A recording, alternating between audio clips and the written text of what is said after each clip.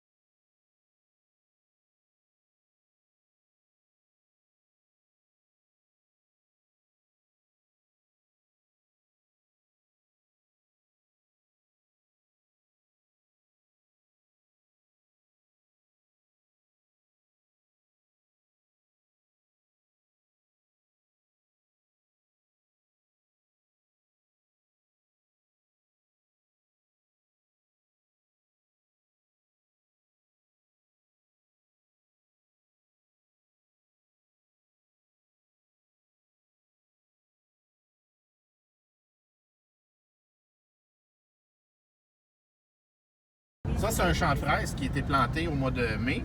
Il va être récolté seulement l'année prochaine. On a encore des petites tomates vertes. Parce qu'on veut en avoir jusqu'au mois d'octobre. On ne veut pas seulement en avoir au septembre des tomates.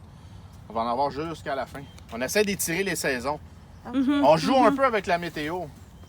On essaie d'étirer le plus possible.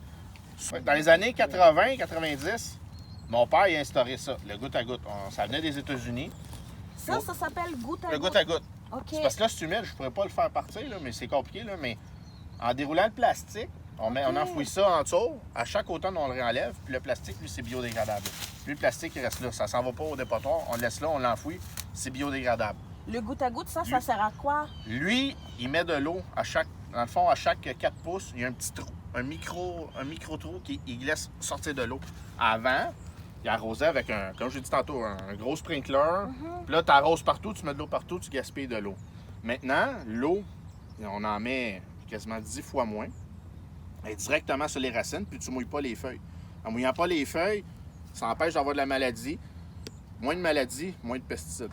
C'est comme ça contrôle un peu. Bien, on contrôle, puis en étant, je sais pas si vous voyez, chaque rangée est un peu surélevée. Ouais, OK. On fait comme créer un microclimat. On l'a en surélevant, ça empêche que quand il y a des orages, que l'eau vient haute, de noyer les plantes, de stresser les plantes. Les plantes sont tout le temps au sec, puis nous, on contrôle l'eau, le débit d'eau. Ils ont besoin d'eau, ils n'ont pas besoin d'eau. Puis on met beaucoup moins d'eau. Pour vous donner un exemple, à une certaine époque, ici, le champ pour l'arroser, il fallait qu'il sépare en deux, parce que c'est très grand. Maintenant, avec la même pompe, je suis capable d'arroser 4 champs en même temps. Juste vous donner une idée comment est-ce qu'on utilise beaucoup moins d'eau, puis on ne peut pas la gaspiller. On ne peut pas en mettre trop, parce que si on en met trop, on stresse le plant, puis c'est fini, là. Tu viens de scraper tes plants. Là. Pourquoi elle est rouge, puis elle est verte? C'est seulement 2 semaines de différence. La rouge était déjà en fruits, un petit fruit vert, puis la verte était seulement en fleurs. C'est seulement 2 semaines. Okay. Mais les deux, on peut manger les tomates vertes. Hein? Oui, il y en a qui font des ketchup verts avec les tomates vertes, il n'y a pas de problème. OK. Est-ce que vous faites des recettes ici à la ferme Oui. avec les tomates? Quelle sorte de recettes que vous faites, en fait? Il y a des relish, il y a des ketchup, une panoplie de recettes, là. différentes. Là. Il y a environ une vingtaine de recettes différentes. Excellent. Christian, qu'est-ce que nous pourrions faire en tant que citoyens pour justement mieux valoriser les produits locaux? Ben juste venir visiter les fermes, poser des questions, parce qu'il y a beaucoup de gens qui sont méconnaissants ou ils mettent des choses autant sur Facebook, sur Internet. C'est pas tout le temps vrai. Juste poser des questions, puis nous, on est là 7 jours sur 7, puis on peut répondre à vos questions, puis il n'y a pas de problème. Puis acheter local, acheter dans les kiosques fermiers un peu partout à travers, pas juste Laval, mais la province, aider les gens locaux. Merci beaucoup, Christian, de nous avoir accueillis.